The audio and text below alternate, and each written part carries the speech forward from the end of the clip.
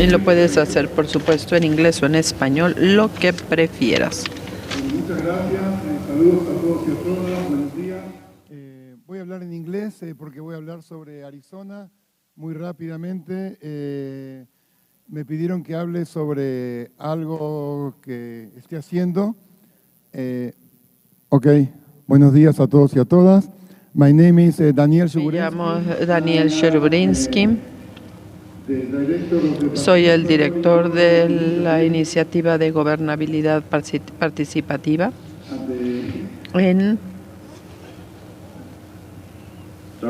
Perdón.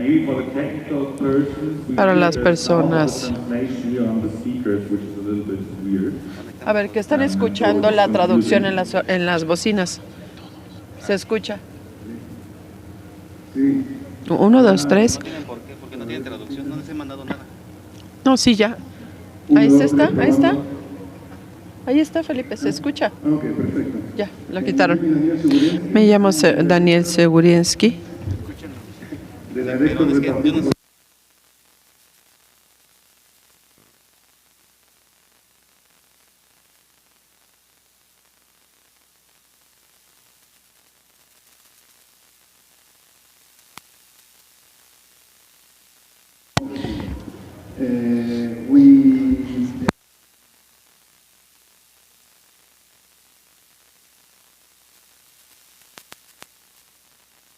Democracy and rights of autocracy, issues related to polarization and demonizing. Nos disculpamos porque no. Todos los temas relativos a la participación ciudadana.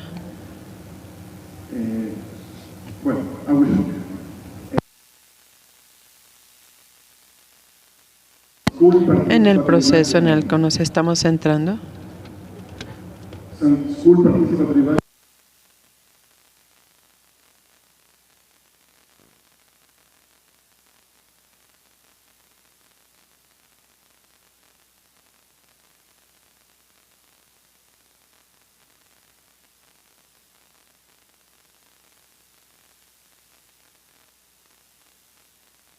Liliana. Bueno, la instrucción era no hacer historias breves. 1, 2, 3, ¿se escucha?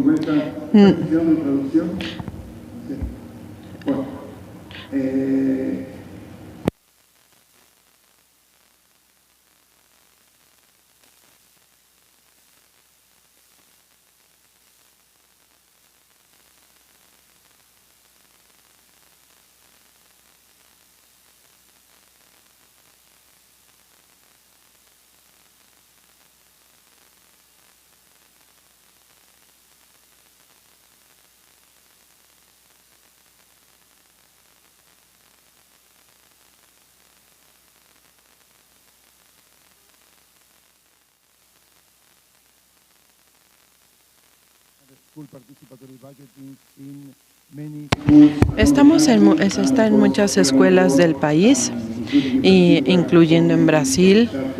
Se empezó a finales de los 80 y principios de los 90. Algunas características del trabajo que nosotros estamos haciendo en Arizona. Uno es que va de abajo hacia arriba, no de arriba hacia abajo. Entonces, las escuelas se registran voluntariamente en este proceso. En segundo lugar, es algo voluntario. Y el tercer elemento es que en lugar de venir de los municipios a las escuelas, va emanando hacia los municipios.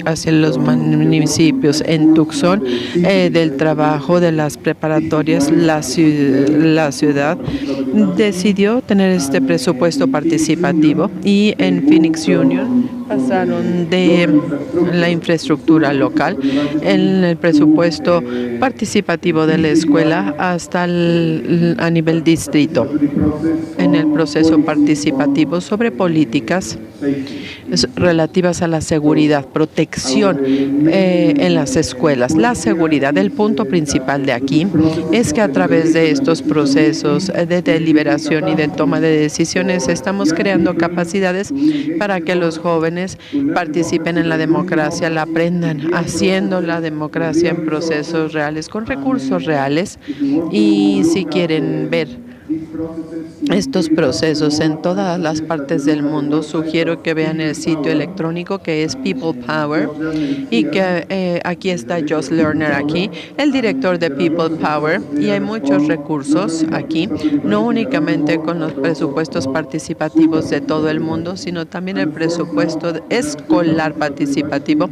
Por supuesto, se está haciendo a nivel también ya universitario en muchos países. Tenemos el presupuesto participativo y la nueva forma es verde, con una orientación hacia la sustentabilidad. Yo voy a terminar con una cita de César Chávez de Arizona, y él solía decir: no necesitamos un sistema político perfecto, sino necesitamos una participación perfecta. Entonces pensamos que la gente está involucrada, está preocupada por la comunidad, y cuando la gente hace que los sistemas sean más transparentes, más equiparables, vamos a tener mejores sistemas democráticos. Y una última cosa, nosotros hacemos evaluación de procesos e impartimos la evaluación con los participantes, y para la evaluación de los participantes vemos si hay 4 indicadores de conocimiento, actitudes, valores, prácticas, y nosotros vemos el clima escolar, si la escuela se ha vuelto más democrática como resultado de esta iniciativa. Muchas gracias. Gracias, Daniel. Ahora voy a presentar a Nor María. Trabaja para la Universidad Autónoma en México, y también están hablando del proceso de presupuesto participativo que también está implementado aquí en la Ciudad de México. Bienvenidos y compartamos su historia, por favor. Gracias, Andrés, y muchas gracias. Bien, yo voy a hablar de mi experiencia como investigadora, como profesora y también como una ciudadana en mi participación, en mi trabajo en este presupuesto participativo en la Ciudad de México. Bien, pues yo tengo algo que les quiero leer. Mi primer enfoque, mi primer acercamiento a este instrumento de democracia directa fue hace 10 años. Yo quería saber más sobre este instrumento nuevo, una vez que se había institucionalizado en la ley participativa de la Ciudad de México, para poder entender mejor la manera en la que el gobierno de la ciudad involucra a los ciudadanos para tomar decisiones presupuestarias de su comunidad. Mi preocupación era la identificación de los factores principales que influencian los resultados de este instrumento. ¿Por qué hicimos el mismo marco legal para este instrumento participativo y por qué tenía diferentes resultados en los territorios?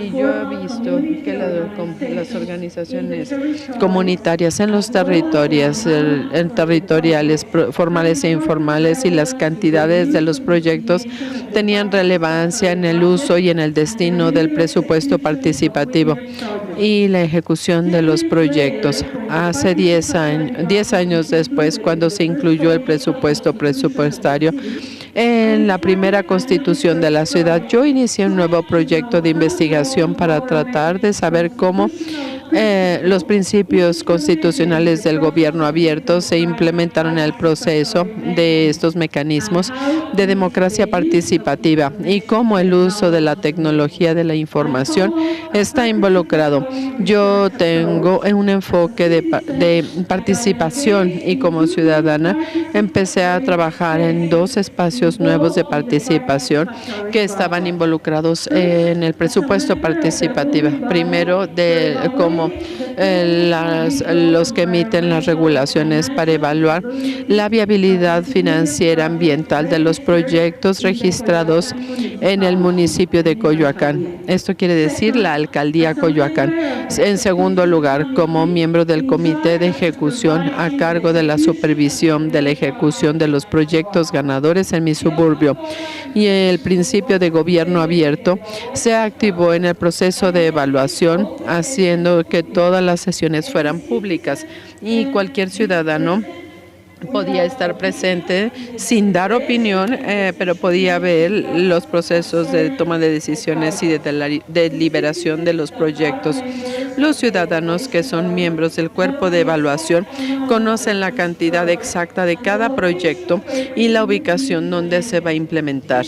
Y esta información está abierta a todos los ciudadanos, y esto a través de una plataforma digital. Y las razones de la evaluación de cada uno de los proyectos están establecidas en un documento formal que también es público. Se publica en una plataforma digital. En los otros espacios nuevos para la participación de los ciudadanos, yo activé mi derecho para tener acceso a la información pública, y como miembro del comité ejecutorio necesitábamos información de la distribución del presupuesto en el proyecto arquitectónico. Les confieso que fue una tarea muy dura tener este documento de acuerdo a los marcos administrativos y jurídicos que rigen este tipo de inversión pública en la ciudad. Como miembro de este comité cívico, lo presenté en una asamblea ciudadana. Hablé de las dificultades e irregularidades de la ejecución. Hubo un gran proyecto. Hubo un gran retraso. Cada asamblea ciudadana está registrada en el Instituto Electoral de la Ciudad de México y se publica en la plataforma digital destinada a los procesos y a los resultados.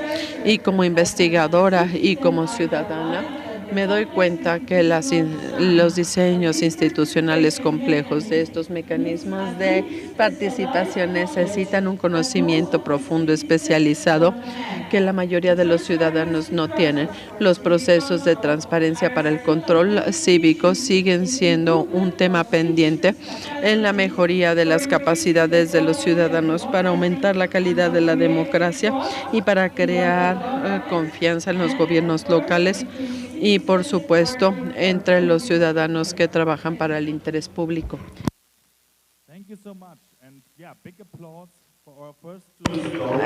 Un gran aplauso para las primeras dos historias del trabajo de activismo del mundo. Y quiero agradecerles a ambos.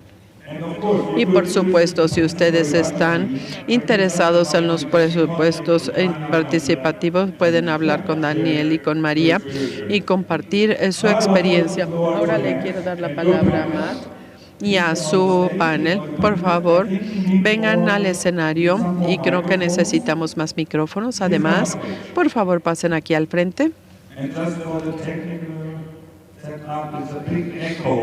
Y hay mucho eco en el escenario, porque siempre nos estamos escuchando. Nada más para que lo sepan, sí que nos estamos escuchando.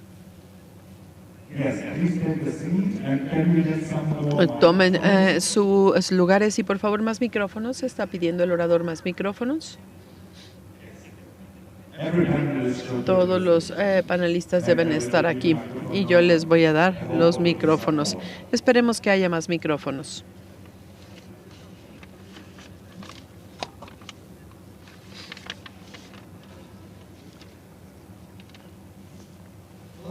Hola, soy Matt Landender y soy el director del proyecto de innovación de democracia en la Conferencia Nacional sobre Ciudadanía de los Estados CNC, que empezamos en 1953 para fortalecer la vida cívica en Estados Unidos. El trabajo que yo he hecho, sin embargo, más de 20 años, tiene que ver con la innovación de la democracia con diferentes organizaciones de los Estados Unidos, y mi rol ha sido ayudar a las comunidades a entender, a utilizar los diferentes tipos de innovaciones que pueden ser participativas, directas, deliberativas, también permitidas por la tecnología y todo tipo de democracia en las comunidades. Una de las grandes experiencias que yo tengo era ser parte de una red internacional, personas como yo, en diferentes países del mundo. Entonces yo pude ir a Brasil, a Sudáfrica, a India, a las Filipinas, a México y ver de primera mano algunas de estas innovaciones que están funcionando ahí en las comunidades. Y para mí fue una revelación en mi carrera ver los diferentes tipos de innovación y ver que Estados Unidos está entre los países menos innovadores en términos de democracia. He estado tratando de seguir con este patrón para traer lecciones de otros países a Estados Unidos y a Canadá.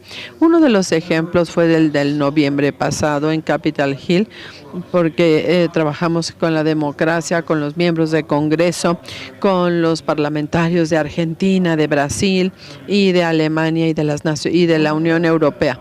Y una de las cosas interesantes ahí es que en términos de participantes de Estados Unidos y gente del Congreso casi no tenían experiencia con los ejemplos de formas participativas y deliberativas, y todo era nuevo y fue magnífico para poder explicar qué era lo que estaban haciendo y cómo lo estaban haciendo. Otra cosa, o una pregunta que empezó a surgir ahí y que va a salir más, es la cuestión del panel de hoy, cómo la democracia puede interactuar productivamente con otras formas, la participativa, entre otras. Y a nivel local en los Estados Unidos, los alcaldes y los funcionarios están más familiarizados, están utilizando otras formas de la democracia participativa y otras. Esta es una pregunta en muchos lugares en los Estados Unidos y yo también sé que esta va a salir con otros países con los que estamos trabajando. Tenemos a un panel magnífico de personas quienes pueden compartir sus experiencias. Yo voy a hacer mi mejor esfuerzo para pronunciar los nombres y las organizaciones. Desafortunadamente no hablo español ni coreano, entonces no sé cómo vaya a funcionar. Y si les consuela, yo me apellido de manera imposible de pronunciar en cualquier idioma. Ya sé cómo se sienten, entonces que no estamos lo suficientemente cerca del micrófono, dice el orador. Primero vamos a empezar con Mero Won Ochon. Él es líder en la asociación local de Corea y además junto a él tenemos a su traductora que va a interpretar de coreano a inglés, la señora Johanna Fandino. Ella viene de Colombia. Bienvenida. Emma Morales, a mi derecho, consultora en elecciones, tiene una maestría en la administración aplicada aquí en el TEC de Monterrey, asesora electoral en el Instituto de Querétaro, y ella participa en las comisiones de participación ciudadana. Y a su derecha tenemos a Armando del INE aquí en México. Y él ha sido el ejecutivo, Edmundo Jacobo. Él ha sido secretario ejecutivo y él es graduado de la Universidad Autónoma Metropolitana en la unidad de Azcapotzalco. Ha tenido diferentes posiciones en áreas de investigación, ha trabajado en humanidades, el Departamento de Investigación Social, entre otros. Y atrás de mí tenemos creo que del lado inferior a un experto en el Centro Universitario de Ciencias Administrativas de Jalisco. Ha estado trabajando en grupos en la Facultad de Veracruz y de España. Y del lado izquierdo tenemos al señor Marín, con 53 años de experiencia, y ha trabajado en el Diario de Yucatán. En el 2020 trabajó para la ESTO, publica en Soma Arte y Cultura y en el Reforma. Y por último, el doctor Alejandro Carrillo, profesor en el Colegio de la Frontera Norte.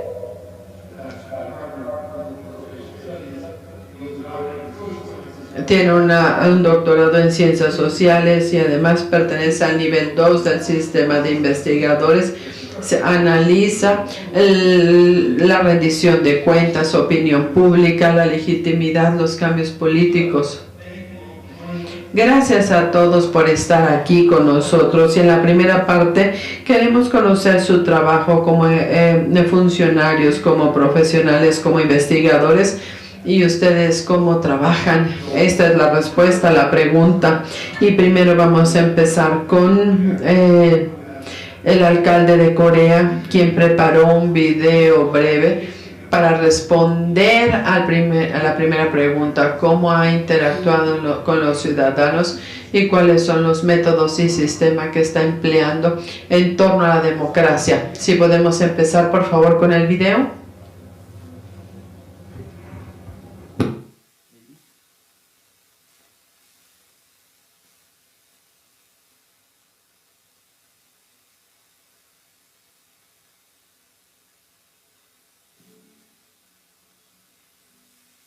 Las iniciativas, el trabajo, la vida, el medio ambiente están integrados en Seodong-gu. Seodong-gu es un distrito con vecindarios jóvenes de tendencia trendy. Está junto al bosque de Seúl. Se le conoce como la residencia local y como el Brooklyn de Seúl. La participación y la democracia directa en esta comunidad incluyen al Consejo de Autonomía Local,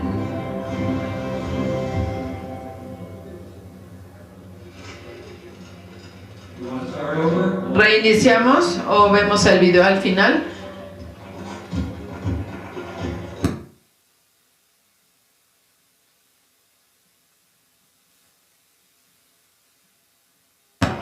En el año 2022,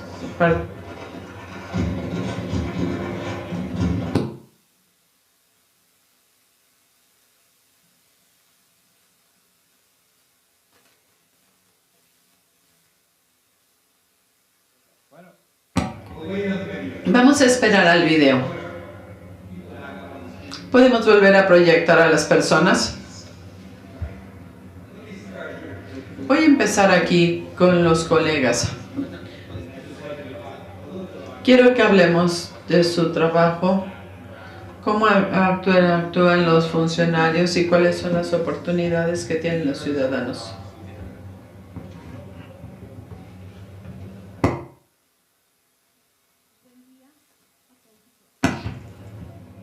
Good morning, everyone. Johanna Fandiño. I am Agradezco la Johanna invitación Fandiño del Instituto Nacional Electoral de México, del Instituto Electoral de la Ciudad de México, al Foro Global de Democracia Directa Moderna y al Instituto de Desarrollo Democrático y la Competitividad, IDECO. Un saludo para ti, Matt, y a todos los que integran hoy este importante panel. Como docente y mi trabajo durante los últimos 7 años en la Organización Electoral de Colombia, es un honor participar en el panel cómo debería encajar la democracia directa con la participativa y la representativa. A partir de las preguntas que surgen de este panel, me gustaría iniciar la discusión a partir de un estudio de caso que corresponde a estas importantes cuestiones enmarcadas en la democracia directa, y es el plebiscito por la paz en Colombia del año 2016, impulsado por el expresidente Juan Manuel Santos, como un llamado a la acción política que tenía como precedente distintos intentos fallidos por pacificar los territorios azotados por la violencia. Así, el 12 de octubre del 2012, en Oslo, Noruega, se instaló formalmente la mesa de negociación y se aprobaron 6 puntos fundamentales dentro del acuerdo de paz. Por ejemplo, el desarrollo agrointegral, la participación política, la solución al fenómeno de droga en Colombia, el sistema integral de verdad, justicia y reparación y no repetición para las víctimas, y la implementación y la refrendación del acuerdo de paz. y el fin del conflicto, que incluye el cese al fuego y las hostilidades de manera bilateral y definitiva.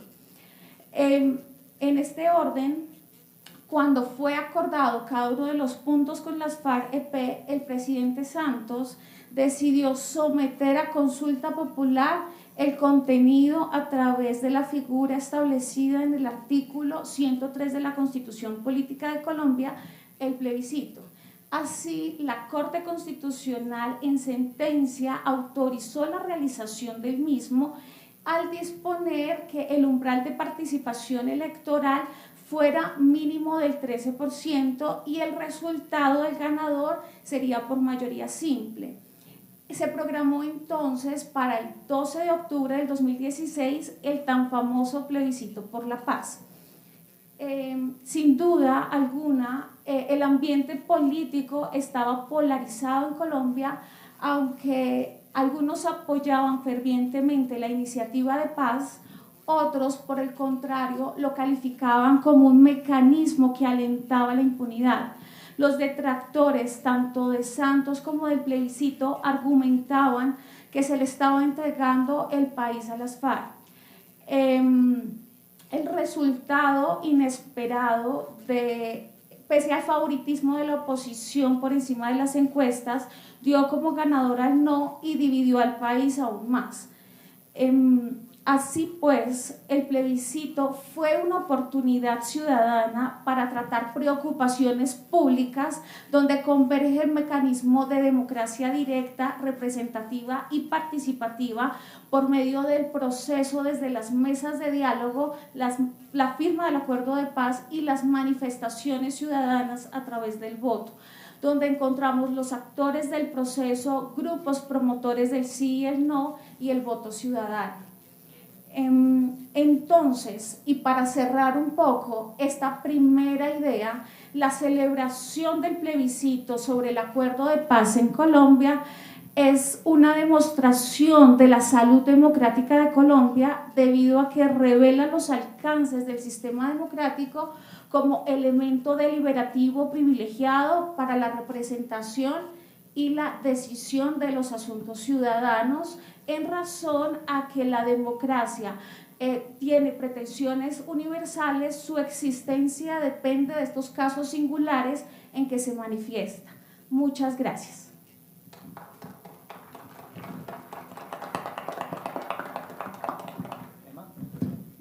Gracias, buenas días a todas y a todos. Gracias al INE por la invitación y al Foro Global, por supuesto, y me da mucho gusto también ver que vía remota nos acompaña un nutrido grupo de jóvenes, que bueno, pues es muy importante. Aquí estamos los jóvenes de corazón, pero allá nos acompañan los jóvenes estudiantes y también aquí nos acompañan colegas vía remota. Bueno, para comenzar, a mí me gustaría compartir que la democracia directa, democracia participativa o democracia representativa, esa también la democracia semidirecta, hay una infinidad, digamos, de conceptos, pero al final del día es democracia. Entonces, más allá de que diferenciemos, porque muchas veces las personas de a pie, el ciudadano común, que no es su tema del día a día, estos temas nuestros, al final del día no conocen precisamente ni las diferencias, ni tampoco las formas en que pueden participar, más allá de ir a votar cada 3 años o periódicamente en las elecciones. A mí me parece que primero que nada tendríamos también que contemplar que los conceptos como plebiscito, referéndum, no están precisamente definidos u homologados, ni siquiera, dejemos a nivel internacional, tampoco a nivel nacional, tampoco en México a nivel local. Cada una de las leyes de participación ciudadana componen sus significados, sus formas de participación y mecanismos. Como un ejemplo, en México, en la ley estatal de Nuevo León, del Estado de Nuevo León, la consulta popular define en un solo concepto al referéndum y al plebiscito. Entonces, tenemos que partir de que no tenemos una homologación ni de conceptos ni de procedimientos. Sin embargo, me parece que en cualquiera de esos mecanismos de participación ciudadana, uno de los principales puntos es que haya voluntad política. Como mencionaba hace un momento, Matt, es muy importante que en los congresos estén involucrados los gobiernos, tanto estatales como federales, estén involucrados y tengan el conocimiento sobre estos mecanismos. En un segundo punto, me parece importante la inclusión.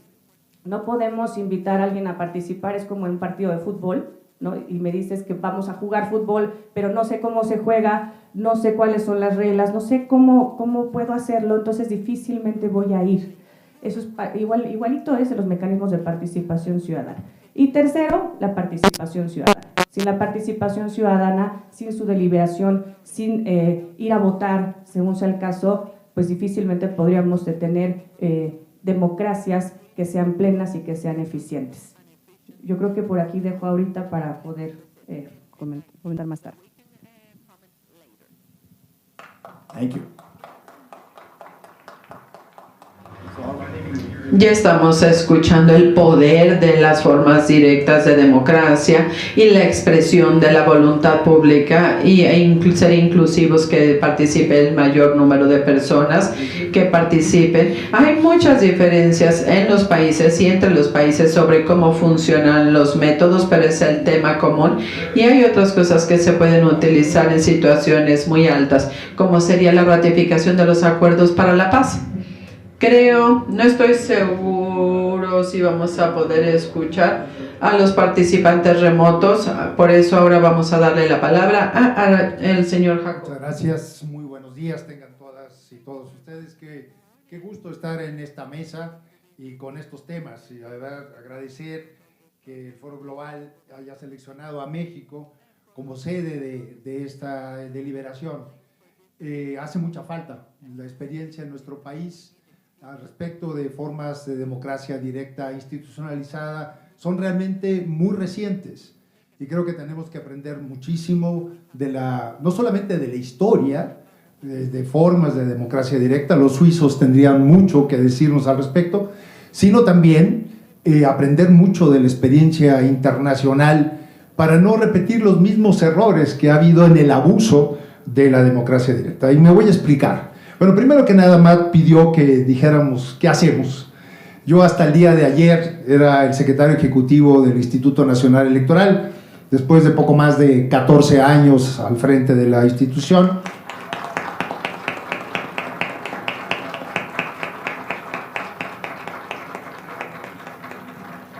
Muchas gracias. Una reforma legal que se aprobó, que se promulgó el día de ayer, me destituyó del cargo, pero estoy interponiendo todos los recursos legales para volver al mismo muy pronto, y estoy seguro que la justicia así lo reconocerá. Pero ven, ¿qué hice en estos 14 años? A la Secretaría Ejecutiva del Instituto Nacional Electoral le corresponde la coordinación de la operación en todo el país para la organización de las elecciones.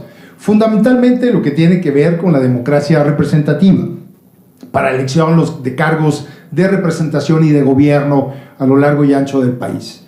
Pero además, con reformas recientes, se incorpora ya de forma institucionalizada formas de participación directa que también organiza el Instituto Nacional Electoral. Ha organizado dos, por eso lo reciente del tema, en México. En 2021, una consulta popular con una pregunta realmente muy abstracta, que fue tan abstracta y tan compleja de entender que solamente propició que el 7% de los votantes, de los posibles votantes, acudieran a las urnas.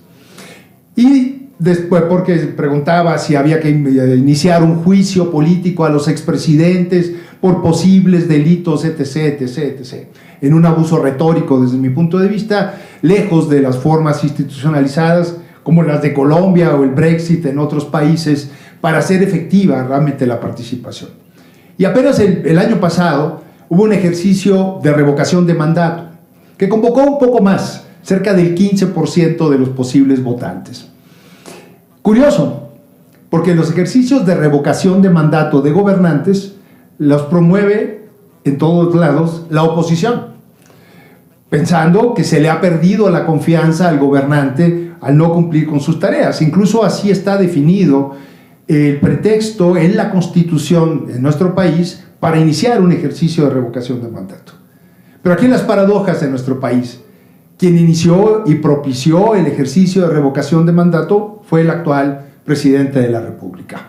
En fin, para que fuera efectivo el resultado de esa consulta, en el primer caso y en el segundo, se necesitaba que al menos el 40% de los posibles votantes fueran a participar. En un caso, repito, solamente el 7% participó y en el otro caso ni siquiera llegamos al 15%. Por lo tanto, estos dos ejercicios fueron totalmente sin ninguna consecuencia.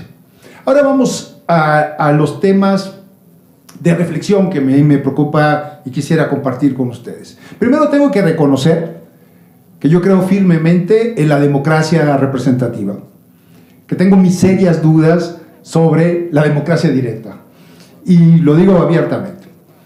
Y sobre todo en sociedades de masas como las nuestras, estamos lejos del ágora griega, en donde primero el círculo de electores era muy pequeño, los ciudadanos eran muy pequeños y los excluidos eran las mayorías. Y se conocían unos a otros y podían deliberar entre ellos y demás. Cosa muy difícil en las sociedades de masas.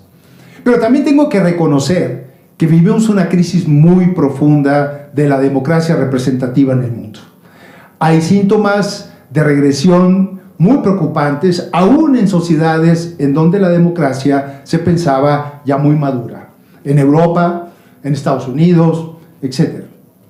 Y tenemos que preguntarnos qué pasa con la democracia representativa. ¿Por qué estamos viviendo esta crisis que la pone en duda? Y hacernos una pregunta, si no necesitamos refrescarla, renovarla, provocarla con formas de democracia directa. Y yo creo que aquí puede haber una relación de gana-gana entre una forma y la otra forma, siempre y cuando no se abuse de la democracia directa. ¿Por qué? Y recurramos a la historia.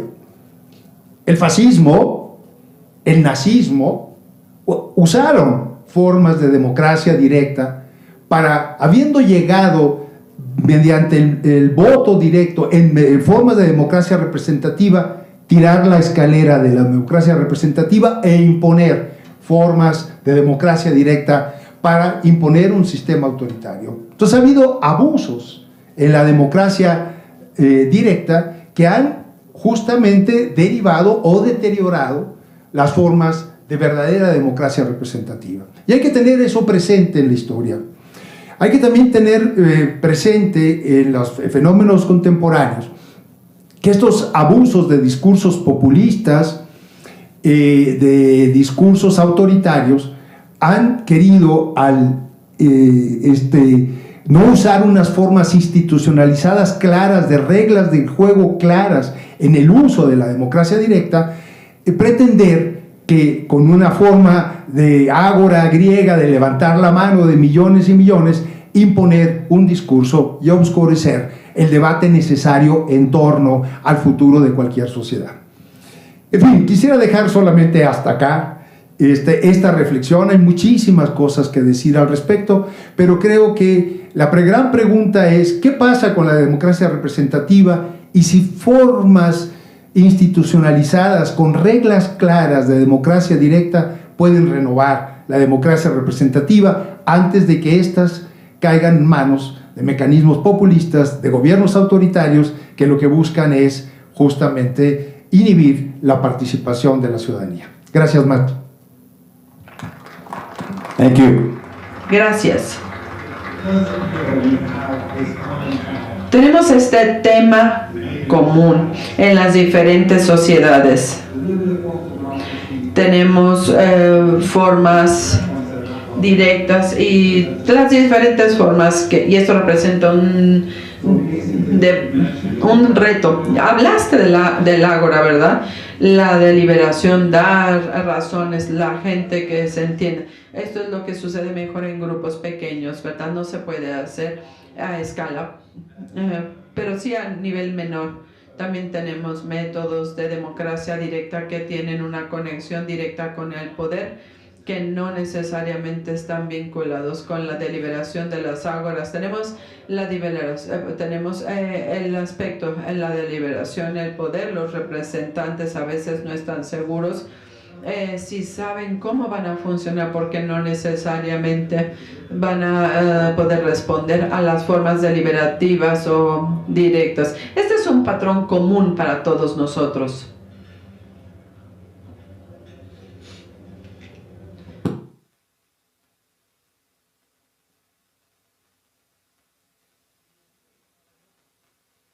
Vamos a escuchar a los remotos a continuación. Ellos no nos escuchan, no los vamos a poder ver. Mauricio Murillo Huertel es el primero, aunque no lo vamos a poder ver.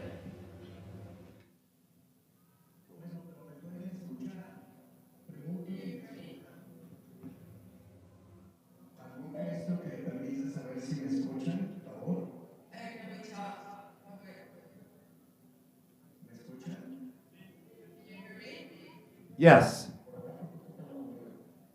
Perfecto, muchas gracias. Empiezo por decir, voy a hablar despacio. I will speak slow. Empiezo por decir que siento muy halagado. I feel it is an honor for being invited by Mrs. Ramírez.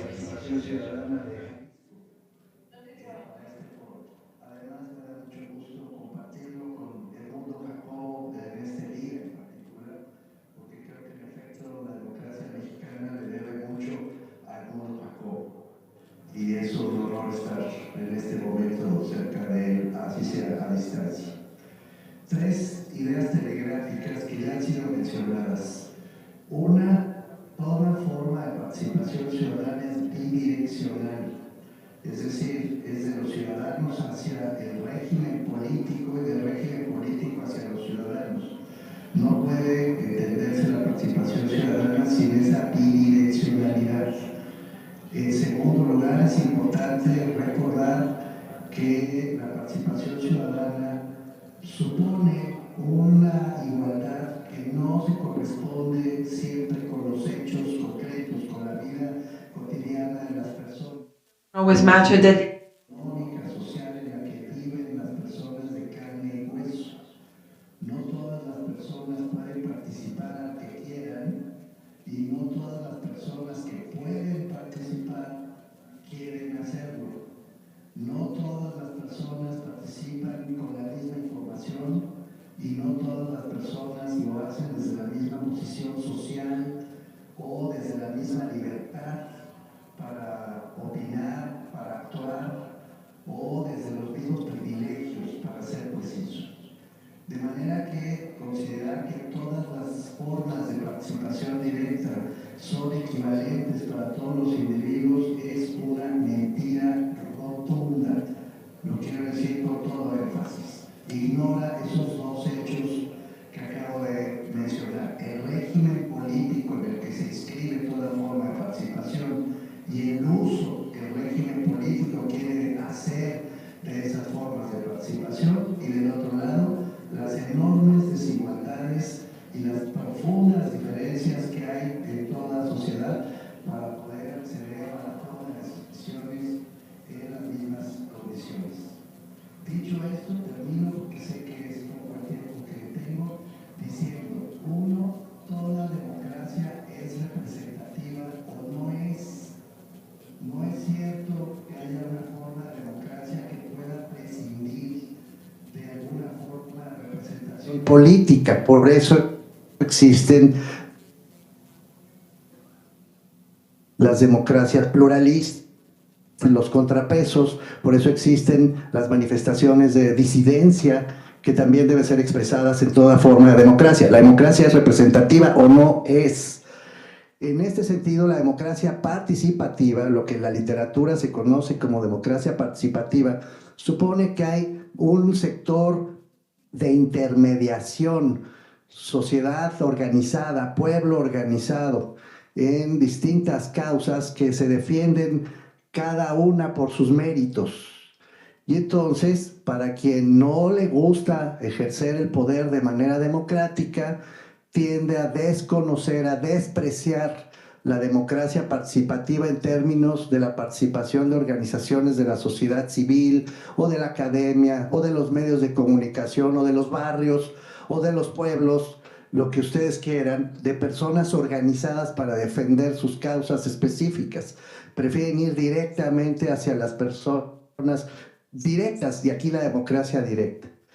Les ruego que entiendan que no estoy minusvaluando formas de democracia directa que son válidas y son muy importantes cuando el régimen democrático quiere poner a disposición del pueblo ciertas decisiones, hacer consultas sobre cuestiones presupuestarias o sobre ciertos cursos de acción del Estado. Eso es bueno, pero no es bueno que se quiera prescindir de la democracia representativa o de la democracia participativa de intermediación social y política para preferir formas de democracia directa que simplemente buscan el respaldo popular, generalmente amañado, tramposo, para convalidar las decisiones que los poderosos ya tomaron previamente. No me extiendo más, hay muchos casos, y si quieren en una siguiente ronda puedo mencionar algunos, en los que abiertamente se engaña al pueblo, diciendo que el pueblo es el que toma decisiones que en realidad los poderosos tomaron antes. Entonces, cuidado con hacer un halago excesivo de la democracia directa, porque existe el riesgo de estar destruyendo la democracia representativa para apoyar las tendencias populistas que hoy corren por el mundo. Gracias. Thank you. Me gusta lo que dice de la democracia en la vida cotidiana de las personas. Este es un argumento para trabajar duro y para traer todas estas tendencias. La gente quiere diferentes oportunidades. Las personas son diversas. Hay algunas personas que les gusta participar en la deliberación. Si tenemos diferentes posibilidades de participar. Estos son los diferentes mejores momentos. En noviembre tuvimos al representante de Brasil, quien habló con los congresistas de los Estados Unidos, y la razón por la que no hemos tenido porque muchos brasileños tienen una experiencia de la democracia en sus vidas diarias, y por eso no hemos tenido la atención. ¿Cómo ver la democracia ante los diferentes ojos? Ahora le vamos a dar la palabra a Javier Lariz Marina. Can you hear us?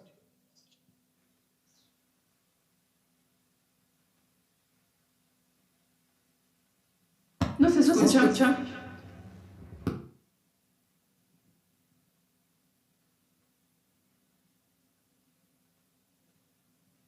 We could hear you there.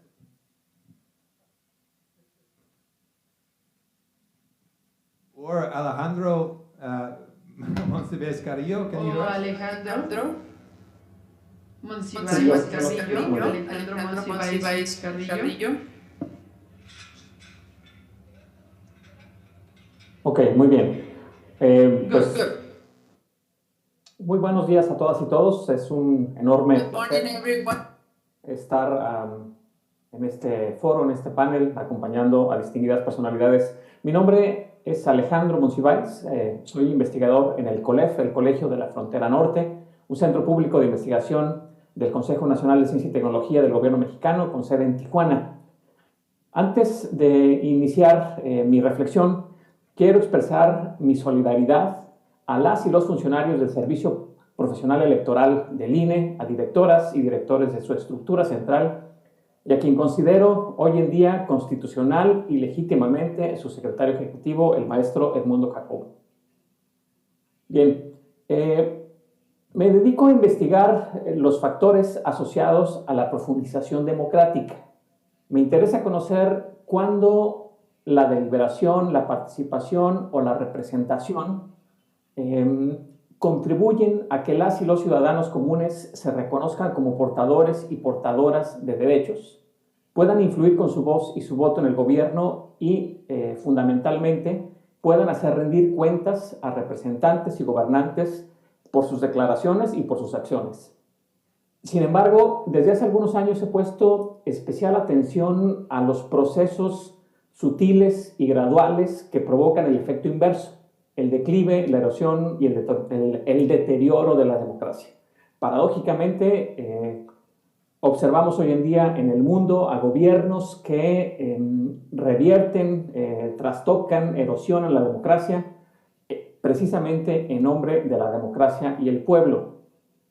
Desde este punto de vista, he investigado el funcionamiento de los instrumentos de democracia directa en México y considero que en este país existe un enorme potencial de participación e incidencia pública a través de ciudadanas, ciudadanos, organizaciones sociales, la sociedad civil, en fin. También existe un enorme descontento y desconfianza hacia los gobiernos y las instituciones, y sobre todo me parece que los instrumentos de democracia directa en México todavía no se establecen como recursos con los que la ciudadanía pueda contar para influir en las decisiones políticas. De hecho, muy brevemente, creo que la experiencia mexicana en los últimos años en materia de consultas ciudadanas y de democracia directa es aleccionadora, pero no por las buenas razones. Hemos tenido procesos informales y también hemos tenido experiencias legales y constitucionales, digamos, normativamente, en materia de consultas y mecanismos de democracia directa. Sin embargo, ninguno de ellos ha respondido genuinamente a una demanda ciudadana. No fueron procesos ni experiencias que surgieran del dinamismo asociativo de las y los ciudadanos que se discutieran en la opinión pública. Fueron procesos muy poco deliberativos y en última instancia tampoco han permitido a las y los votantes tomar decisiones consecuentes. De alguna forma, el maestro Edmundo Jacobo ya lo mencionó, el maestro Mauricio Merino también. Las experiencias que hemos tenido en México fueron instrumentos fundamentalmente de carácter plebiscitario y yo diría además laboratorios de desinformación y de manipulación política. En suma, me parece que México ilustra las dificultades que existen de introducir mecanismos de democracia directa que sean accesibles y consecuentes para las y los ciudadanos en contextos en los cuales el poder está en disputa entre élites políticas y sobre todo en procesos de erosión y declive democrático. Muchas gracias. Thank you. And I think this is a wonderful point also that what we are thinking. México. Cuando pensamos en la democracia, estamos pensando en la gobernabilidad. Todo tipo de instituciones, todos los niveles de gobierno, la sociedad civil, instituciones de fe, todas estas organizaciones juntas son las que van marcando la infraestructura de la democracia. Estamos pensando en las reformas que van uniendo todas estas áreas y es por eso que tenemos que tener estos enfoques multifacéticos. Ahora vamos a poder escuchar finalmente Ariel Avilés Marín.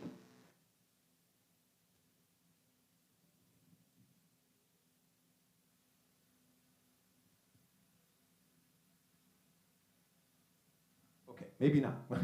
Instead, and by the way, all this to show you that. A ver, organizamos esto. Go ahead. Eres el translator.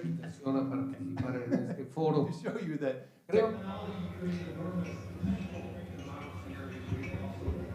Hay muchos retos.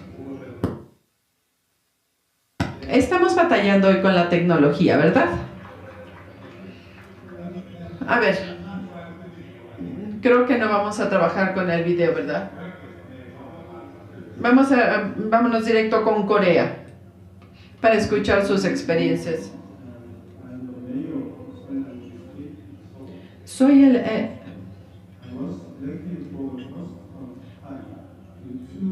yo empecé en el año 2000. Estoy en mi tercer periodo. Nosotros trabajamos con la inclusividad, nosotros aplicamos la tecnología inteligente, nosotros queremos ser más inclusivos. El punto es muy importante, nosotros tenemos diferentes sistemas, nosotros hemos ofrecido diferentes tecnologías la información, tecnologías, todo lo que se puede hacer para los transeúntes, para que haya seguridad. Y además también ofrecemos ayuda para los niños, para las personas con discapacidades. Esto se ha logrado y se ha aprendido y se ha visto en todos los lugares, y algunos de ustedes probablemente ya han vivido este tipo de recursos. También tenemos una política donde el sistema, por ejemplo, de las personas, de los transeúntes, por ejemplo, con la combinación de tecnología médica, tecnología, gracias a todo esto, nosotros podemos mejorar los servicios públicos. Desde el 2020 hemos visto todos estos cambios, y hoy para mí es un honor estar aquí con ustedes y conocerlos. Quiero ahora presentar los sistemas de participación, lo que nosotros hacemos. Nosotros seguimos trabajando en la implementación. Nosotros de manera activa estamos tratando de implementar el sistema. En Corea, la participación ciudadana y la democracia directa están garantizados en la ley local, en la autonomía local y en la ley de centralización. Hay sistemas que operan en diferentes países y en ciudades. Y como el sistema de presupuesto participativo, los sistemas legislativos, referéndums, revisiones, iniciativas. Y este es el sistema que nos permite tener diferentes programas que invitan a todos los ciudadanos a ser partícipes del proceso de administración. Tenemos el Consejo de Autonomía Local, y también tenemos las cooperaciones entre el sector público y privado que se reúnen en un consejo. También tenemos en las construcciones, en los edificios, programas de apoyo en complejos de departamentos, y todos cuando ven problemas en las comunidades, así se trata de solucionar en equipo, juntos. También tenemos programas de apoyo para encontrar soluciones para todos estos problemas. Estos problemas y estos programas ya los hemos implementado desde hace más de 10 años, y puedo decirles que ya llegaron a su etapa de madurez. Muchas gracias. Gracias. A ver, una vez más, Ariel Avilés Marín, ¿será que sí se puede? A ver, ahora le pregunto a ustedes. Vamos a ver si hay diferentes formas de democracia, las cosas que se han resuelto, y hay diferentes formas de democracia y cómo se complementan unas con otras.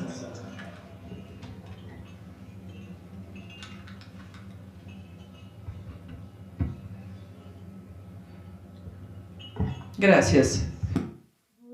El debate muy amplio en relación a cómo se complementan cada una de estas democracias.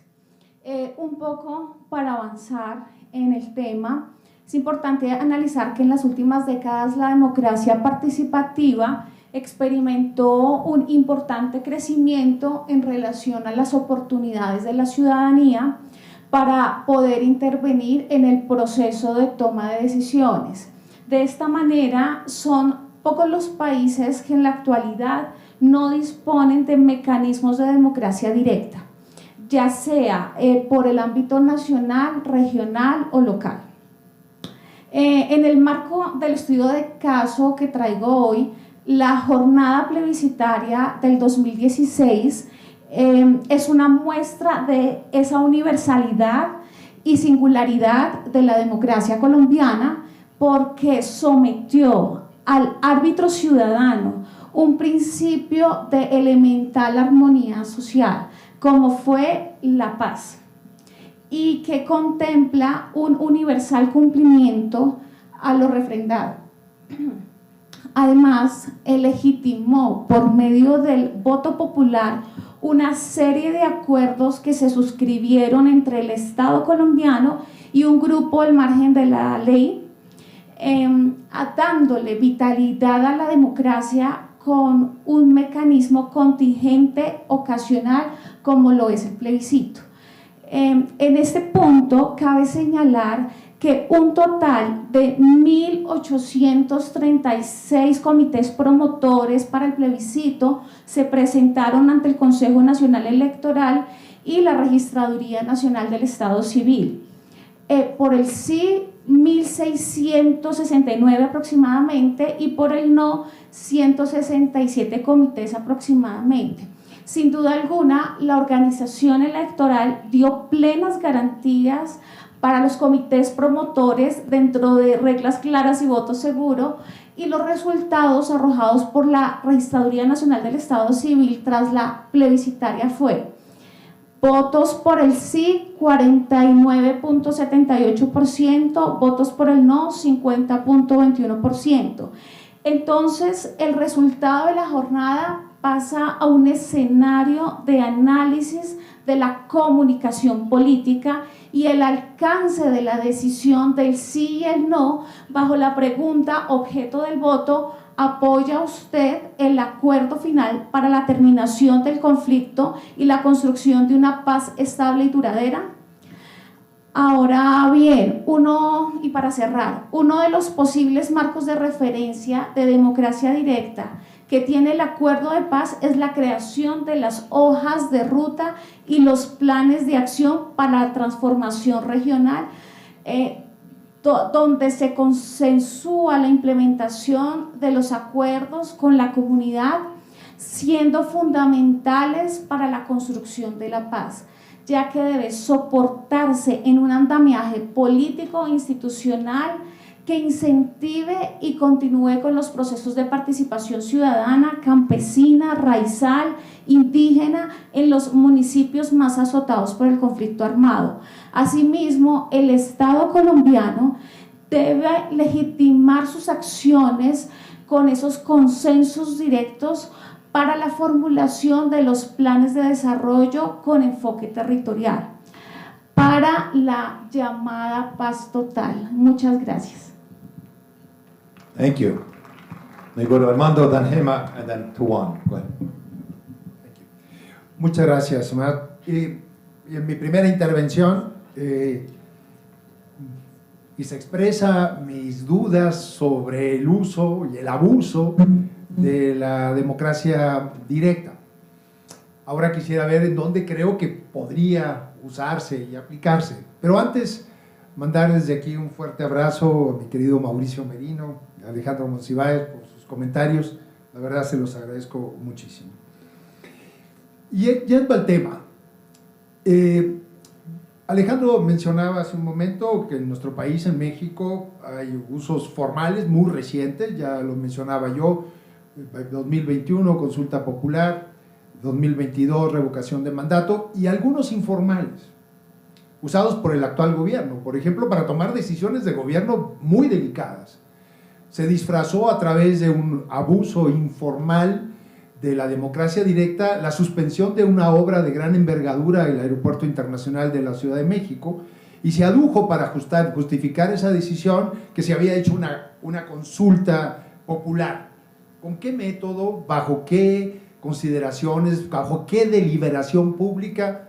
Nunca quedó claro, pero sirvió para justificar un discurso de una toma de decisiones de gobierno. Yo creo que ahí está un buen ejemplo del cuidado que se debe tener en el posible abuso, de cómo disfrazando en ejercicios de democracia directa donde no se puede constatar realmente quién está participando, en donde la ciudadanía que en todo caso participa no tiene todos los elementos de deliberación o incluso elementos técnicos para tomar una decisión, se le somete aparentemente a su opinión una decisión de esta naturaleza.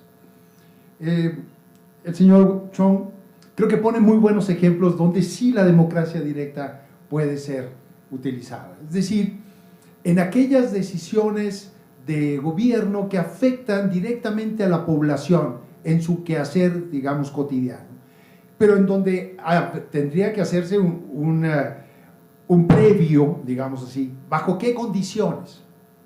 De condiciones de información a la población, sobre pros y contras, en debates amplios, en donde la gente pueda realmente participar antes de ir a una urna a emitir una opinión, y no disfrazar en una pobreza o ausencia de deliberación y de un día para otro estar haciéndose una consulta. Yo creo que en esos casos, más que de políticas de Estado, en políticas de gobierno o gobernanza que afectan directamente a la población, la democracia directa puede ser un ejercicio directo, insisto, siempre y cuando se haga bajo condiciones serias, verificables, de información y de participación de la ciudadanía, y que la organización de ese ejercicio democrático esté en las manos de una autoridad que pueda ser imparcial a los diferentes puntos de vista para verificar que efectivamente el resultado es consecuencia de la voluntad ciudadana y no se disfrace, ¿no? Yo creo que el ejemplo de Corea que se nos puso son ejemplos interesantes al respecto, pero yo diría que deben estar acotados a eso. Finalmente, políticas de Estado, y el caso de Colombia es un caso dramático desde mi punto de vista, es decir, yo nunca hubiera esperado el no a la paz de aquel ejercicio. Finalmente la población lo expresó así, lo cual manifiesta la enorme división en la sociedad colombiana y las grietas que lamentablemente estas luchas de décadas han dejado en la población. En fin, o el caso del Brexit en Inglaterra, que también sorprendió, por lo menos a mí me sorprendió, tal vez sea muy ingenuo, pero en donde el futuro inglés no salió a votar, los jóvenes no salieron a votar, y es el pasado el que decidió el futuro de la sociedad. En fin, yo creo que hay mucho que estudiar alrededor del tema para ya no insistir en el abuso de formas de democracia directa que atentan contra la vida democrática en general, en sus formas directas o representativas. Muchas gracias, Matt. Thank you. Before we go to Hema. Antes ya me dijeron que sí, Ariel tuvo un problema, pero creo que ya podemos escuchar. A ver, otra vez, vamos con Ariel Aviles Marín, creo que sí vamos a poder ahora. Muchas gracias por la invitación a la participación en este foro. Yo creo que hay una cosa esencial que se está perdiendo en todos estos conceptos, que nos alejan de la definición esencial de la democracia. La definición en nuestro país de la democracia nos proviene de un héroe nacional de gran profundidad, como lo es José María Morelos y Pavón. José María Morelos y Pavón es el primer estadista mexicano, es el primero que concibe a México con la necesidad de una organización política nacional. Y en su esencial obra, Los sentimientos de la nación, nos lega el concepto esencial de democracia que prevalece hasta nuestros días. Es un sistema de gobierno que busca el mejoramiento de la sociedad. Y desde este punto de vista, creo que la democracia mexicana ha alcanzado a través del tiempo y a través del perfeccionamiento grados de avance muy significativos desde la concepción del Instituto Federal Electoral y que lamentablemente en los últimos tiempos se han estado perdiendo. La intervención del exsecretario del INE nos ha evidenciado de una manera muy clara por qué es necesaria la reforma electoral. Una de las esenciales posturas que hay que exigir al Instituto Nacional Electoral se ha perdido, y esta es la imparcialidad. Esta ha sido muy evidente, la parcialidad, en las opiniones que ha vertido el exsecretario del INE, y son descalificables y lamentables. Así que la democracia participativa y la democracia directa deben estar tomadas de la mano, deben de ser cercanas, y ambas son perfectibles, y debe de ser la voluntad de todo el pueblo el que dé el camino y la ruta para seguir ese perfeccionamiento. Muchas gracias. Thank you. Emma. Gracias. Bueno, a mí me gustaría compartir experiencia también a nivel local en México en materia de los mecanismos de participación ciudadana. Y precisamente es que nos enfrentamos a, les voy a poner un ejemplo, en Querétaro, cuando se solicitó un plebiscito por parte de un ayuntamiento, nos enfrentamos como autoridades electorales a, primero que nada, poderle explicar a la ciudadanía qué era un plebiscito, a qué refería una consulta y, por supuesto, buscar la manera en que la pregunta fuera lo más entendible posible, lo más clara posible. A pesar de todos esos esfuerzos, donde se debe de explicar esos pros y contras para que la ciudadanía pueda emitir un voto informado, tuvimos una participación que rondaba el 13%. Y es similar en las diferentes entidades federativas a nivel local en México. La participación ciudadana en estos ejercicios no es tan alta como quisiéramos. Por otra parte, destacar que precisamente esos ejercicios se han solicitado a nivel local principalmente a través del Poder Ejecutivo, no tanto de la ciudadanía, van más bien, digamos, de arriba hacia abajo y no de abajo hacia arriba como debería ser. Pero la ciudadanía se enfrenta a muchísimos retos. Por una parte, y en primera instancia, no conoce los mecanismos de participación ciudadana, como mencionaba hace un momento. En un estudio de participación de la juventud que hicimos 20 autoridades electorales aquí en México, encontramos que el 86% de los jóvenes, el 60% de los jóvenes no conoce cuáles son los mecanismos y que hay una ley de participación ciudadana en las entidades federativas. Un 86%, sin embargo, dijo que si los conociera, sí le gustaría ir a votar. Y un 90% dijo que también le gustaría tener la oportunidad de solicitar alguno de estos mecanismos. Pero, ¿qué falta para que ellos puedan solicitar estos mecanismos? Bueno, pues además de que puedan conocerlos y comprenderlos, también mencionar que los procedimientos, los mecanismos, es decir, el porcentaje de firmas que deben de recabar, en México en un promedio a nivel local es un 3% de firmas de la lista nominal. Entonces estamos hablando de cientos de miles de firmas en 45 días en promedio y esto pues se traduce a tener una estructura que difícilmente la ciudadanía de a pie va a tener, ¿no? Esta posibilidad. Por otra parte, ya encontramos muchos mecanismos que empiezan también a funcionar a nivel local, como los gobiernos abiertos, en conjunto con las autoridades electorales, con autoridades de transparencia, con los órganos autónomos, en donde también evolucionamos más hacia una rendición de cuentas, hacia una mayor deliberación en parlamentos abiertos, gobiernos abiertos, presupuestos participativos también que implementan los propios ayuntamientos, donde la ciudadanía es quien propone los proyectos. Casos exitosos, me parece que también en Nuevo León, en el Ayuntamiento de San Pedro, es muy exitoso este programa. Sería esto por ahora. Wonderful, thank you.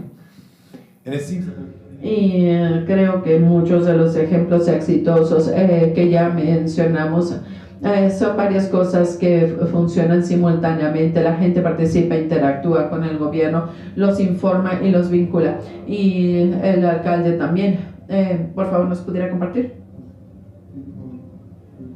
Gracias por sus comentarios. I think Okay.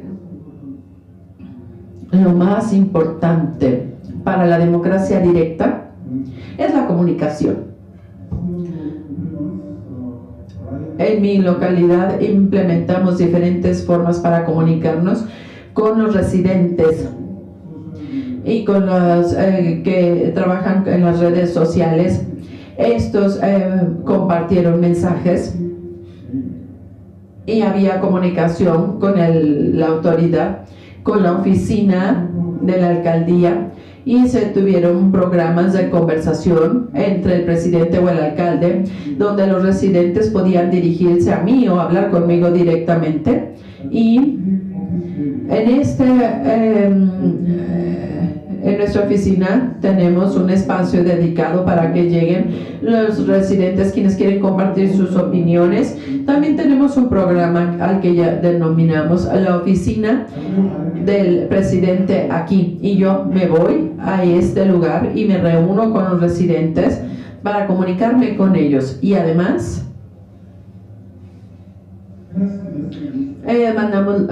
trabajamos con los mensajes en texto, y esta es otra herramienta de comunicación. Y mi número de teléfono celular también se hace de dominio público para los residentes del distrito. Cualquier persona puede mandarme mensajes de texto con opiniones, sugerencias y quejas, y lo que debo hacer es responder rápidamente y máximo en 3 días. Los residentes de mi distrito le llaman a esto la comunicación en texto, y yo recibo aproximadamente 7,700 mensajes de texto al año, 7,700, y en la época de la COVID y durante la pandemia recibí 100 mensajes al día, y esto era porque el mensaje de texto es la herramienta más accesible y además es lo más conveniente para los residentes del distrito. Yo sé que algunos podrían verlo como una carga para el trabajo de un funcionario público. Sin embargo, es importante que aumentemos la cantidad de comunicación posible con los residentes. Podemos recibir opiniones, podemos responder a sus peticiones de manera mucho más expedita, y al final del día esta forma de comunicación puede evitar posibles conflictos, y también a través de este medio estamos viendo una mayor rendición de cuentas por parte del sector público. Es por eso que es importante que a través de este proceso los residentes pueden desarrollar confianza a nivel gobierno local, y además son los que tienen la comunicación con los gobiernos del distrito, ya que se les empoderó a través del proceso de comunicación. Gracias. Me pregunto si podemos pensar en una forma o democracia directa o los nuevos métodos de participación directa en solito. Siempre tenemos que pensar en todo el sistema, ¿verdad? Su interacción con todas estas cosas y verlo a través de los ojos de los ciudadanos. ¿Cómo va a ayudar a mejorar las experiencias diarias con el gobierno? Ahora bien, le vamos a dar la oportunidad a los participantes virtuales para ver qué nos pueden decir.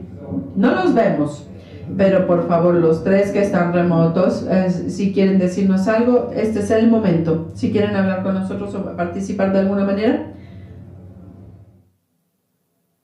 Buenas, hola.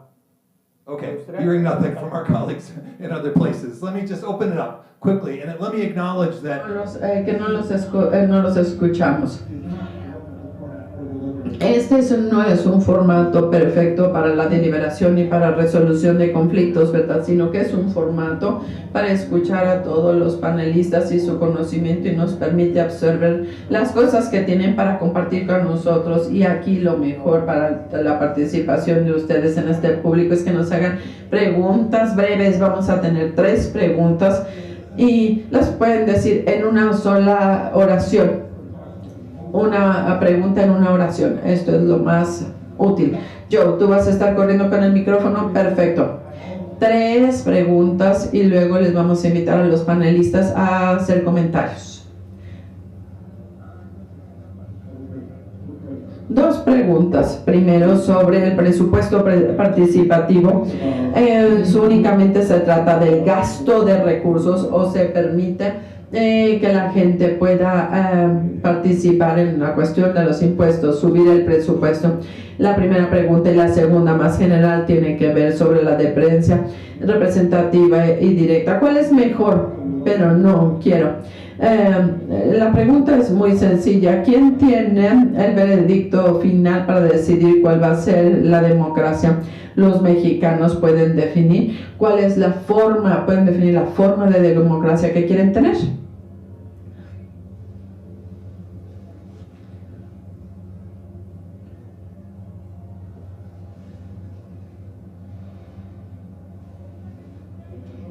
Mi pregunta breve es cómo podemos hacer que la democracia directa sea más, esté comprobada, demostrada, porque mi experiencia en Alemania me dice que hay muchas innovaciones nuevas después de los cambios de gobierno. Muchas veces las cosas se pueden evaporar. Excelente. Se va, pues, desaparece.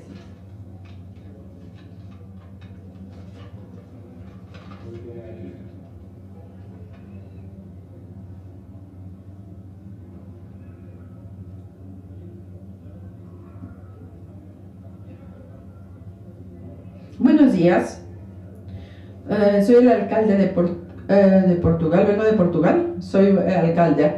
Buenos días, soy alcalde local en Portugal y ya escuché al señor Edmundo y él dijo que en el Brexit fue el pasado el que votó. Pero a mí me da miedo esa frase porque eso podría crear un tipo de división generacional. Yo conozco a muchas personas que piensan como jóvenes y muchos jóvenes que piensan y actúan como personas mayores. ¿Cuál es tu opinión sobre esta división generacional? Porque es muy importante para la participación. Aquí quiero escucharlos porque tenemos que hablar del lado representativo y el otro lado, ¿verdad? En la misma sombrilla que es democracia, pero sí quiero hablar de esta separación generacional. Magnífico. ¿Hay alguien que quiera hablar de los impuestos, el gasto del presupuesto? ¿Quién debe tener la última palabra sobre cómo debe ser la democracia y la división generacional, sobre cómo la gente utiliza la democracia y entiende la democracia? Gracias. Empezaré por esta última pregunta, me parece fundamental. Yo creo que no solamente las formas de democracia están pasando por una crisis. Yo diría la política está pasando por una crisis. La política entendida como la forma civilizada de ponernos de acuerdo entre todos. Y ha habido una devaluación de la política, creo, por lo menos voy al caso de la experiencia de mi país, pero lo veo en otros países, por malos resultados de gobiernos electos democráticamente. Y esto ha hecho que la gente se separe de la discusión pública y de lo que nos importa a todos. Y sobre todo los jóvenes. Hay un desencanto hacia lo público. Por este abuso de unos y otros que han llegado, insisto, a posiciones de gobierno y no han correspondido lo que fue su oferta en campaña con lo que fueron los resultados de gobierno. Entonces, yo diría, el problema no solamente está en qué forma de democracia y qué generación, sino está en recuperar a la política como el lugar de encuentro de generaciones para discutir nuestros presentes y nuestro futuro. Y esto está afectando en el mundo, sobre todo a la juventud. Y efectivamente, quienes estamos más acostumbrados, me incluyo, yo soy de la vieja generación, de haber participado en la política y haber buscado construir sociedades democráticas, queremos seguirlo haciendo. Pero no hemos logrado de transmitir a las futuras generaciones, a los jóvenes, ese interés. Y la política, yo digo, es como la selva, no conoce el vacío. Si alguien deja un espacio, alguien lo va a venir a ocupar. En fin, yo creo que habría mucho que platicar alrededor del tema. Solamente apunto algunas ideas de seguir discutiendo alrededor de esto. Y sobre alguna otra pregunta que se hizo, yo diría muy claramente, no es democracia representativa en contra de la democracia directa. Yo creo que pueden convivir ambas formas, pero hay que darle a cada uno el lugar y para qué está esa decisión. En México, por ejemplo, hay cosas que no se pueden atender por democracia directa, y eso casi pasa en todo el mundo. No se puede hablar de la soberanía nacional y someterla a la consideración de derechos humanos, por ejemplo, ¿no?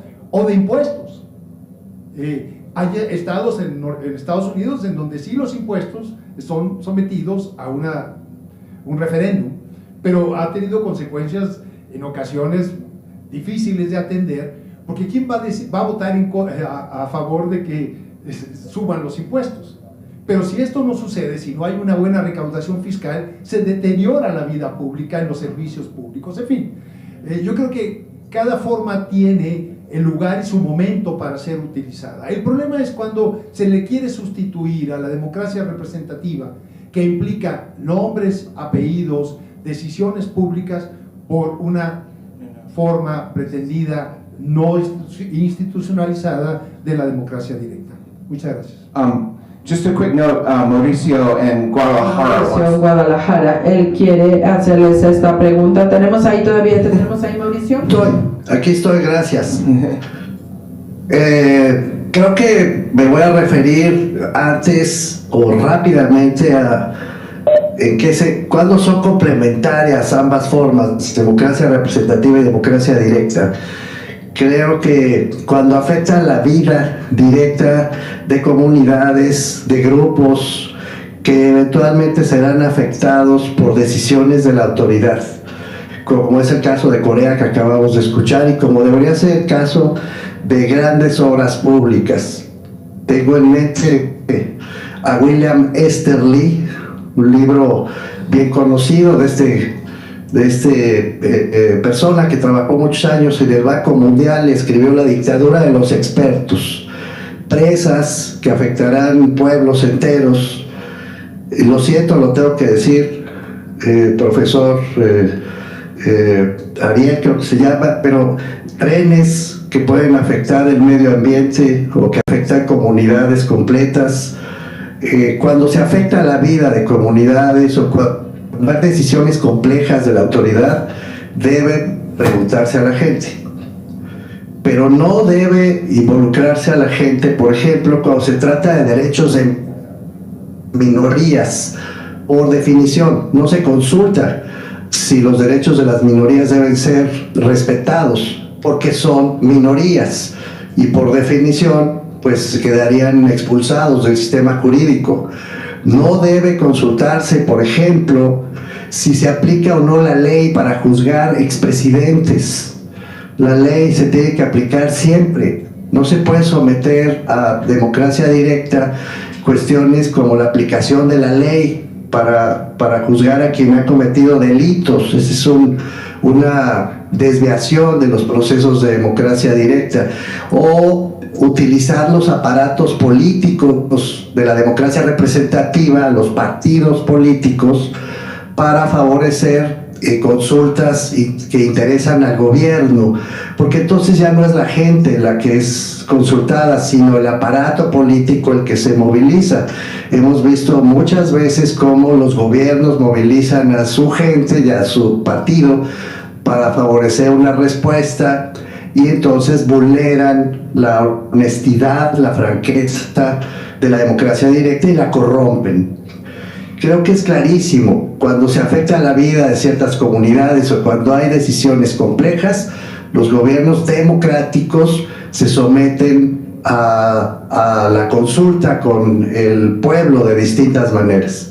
Cuando son gobiernos autoritarios o con tendencias fascistas, utilizan la democracia directa para convalidar incluso la anulación de constituciones, como ha sucedido en Centroamérica recientemente, o para meter a la cárcel a los opositores, o para quedarse para siempre o por muchos años más en los poderes públicos. Esa es una desviación de la democracia directa ante la que nos tendríamos que oponer. Gracias. Thank you. Gracias. ¿Alguien más? ¿No?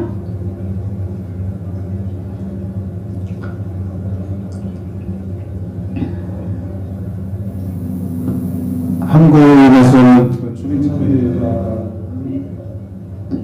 제출구만 이제 적용되고 있고요. Actualmente sobre los sistemas de presupuesto participatorio en Corea, nada más lo utilizamos para gasto público, no para los impuestos.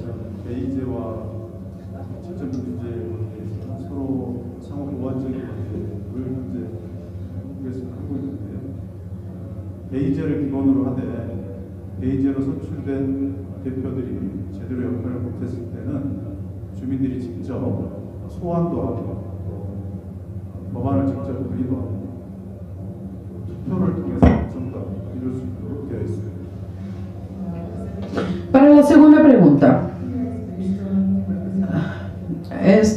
tenemos una democracia representativa, pero la directa es la que complementa los límites de la representativa en Corea. Básicamente, si los líderes electos no están desempeñándose correctamente, tenemos un sistema retiro, un sistema de votación de los residentes o iniciativas para proceder con lo conducente, y si no están funcionando correctamente se les puede despedir, no se les puede reelegirse o se les puede reelegir. Básicamente, si el sistema representativo no está funcionando, bueno, pues entonces existe la posibilidad de la democracia directa. Ese es el sistema que tenemos hoy en día, se complementan.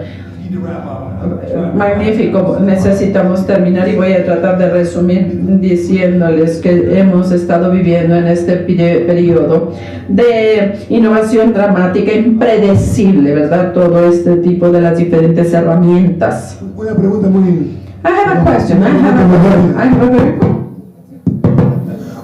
muy rápida sobre el tema de la participación ciudadana en las consultas, que aparentemente es muy bajo, 7%, 10%, 15%. En Suiza es aproximadamente 45%, y en algunos países se unifica el referéndum con las elecciones federales. Entonces la pregunta es si se ha pensado en México en algún momento unificar el referéndum o la consulta con las elecciones para que haya mayor nivel de participación. Además del problema de la información, la deliberación, todo eso es otro problema. Simplemente el problema de la participación. Participation in this moment. Pero en el caso de Suiza hay que estudiarlo con cuidado, porque los datos, hasta donde yo los conozco últimamente, ha venido una baja en la participación de la democracia directa en Suiza, que por cierto, afortunadamente tiene mucho tiempo, es de las más antiguas en Occidente. Y los suizos, entiendo, están estudiando mucho qué es lo que está pasando con las formas y no se están desgastando las formas de democracia directa en tanto uso cotidiano de la misma. Pero en fin, ese es otro problema. Ahora, la otra pregunta que haces es muy interesante.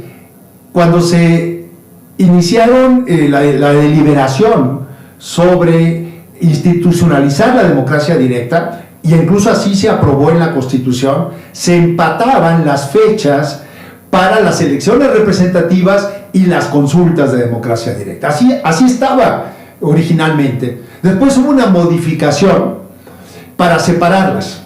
Y el motivo fue fundamentalmente político. ¿Qué quiere? Porque la oposición tuvo temor de que la popularidad del presidente en turno sesgara o tuviera un valor en la discusión, en la deliberación pública muy fuerte, y arrastrara con eso no solamente las votaciones para lo que fuera la renovación de los puestos públicos, sino también lo que se fuera a consultar en democracia directa. Esa fue la razón. Es una razón muy coyuntural que tiene que ver con las condiciones políticas en el país, y se separó una cosa de la otra. ¿Que puede explicar las bajas niveles de participación? Yo diría que en buena medida, pero no explica todo.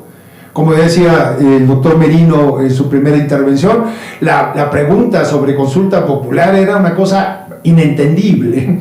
En fin, y aparte no consultable desde mi punto de vista. La Corte hizo ahí un arreglo para que pasara, pero no. Y la otra, la revocación de mandato, cuando el mismo mandatario, con un alto nivel de popularidad, abusa del mismo, no por la razón por la cual se construyó el argumento, que era la pérdida de confianza, sino para ratificar su posición. En fin, eso espero haber contestado. Gracias. Gracias. Y creo que tenemos muchas otras variables también, ¿verdad? No únicamente de la que siempre estoy hablando, que es la manera en la que se pueden apoyar los diferentes tipos de democracia, pero tenemos diferentes culturas, Suiza, México, todos estos lugares. Y está bien, los sistemas de democracia pueden y deben ser diferentes entre comunidades y entre países, pero algo que sí necesitamos hacer en todas partes es reconocer esta gran cantidad de innovación, todo este tipo de cosas y cosas que ni siquiera mencionamos aquí. Muchas innovaciones, formas tecnológicas ya están saliendo, miles de flores, ¿verdad? En muchas plantas, en muchos lugares, pero tenemos que arreglar el jardín, las flores, y con este esfuerzo de arreglar los jardines y las flores, si lo hacemos con una intención, uno seleccionando, viendo cómo se pueden apoyar las plantitas y vamos a quitar otras, y en este proceso vamos a poder determinar cómo hacer que las personas estén mejor informadas, que deliberen, ¿no? Y que estén a prueba sus democracias. Esto sí se puede hacer en la vida real, es como los jardines. Y esto es para ir contestando todas las preguntas. Vamos a cultivar flores, en otras vamos a cultivar frutas, hacer trabajo de jardinería, y esperemos que este foro siga siendo una gran oportunidad para compartir las flores que hayamos cultivado, las plantas, comparar notas sobre nuestras flores y compartir el conocimiento para que funcione mejor la democracia. Gracias a todos y gracias. Y agradezcamos todos a nuestros panelistas.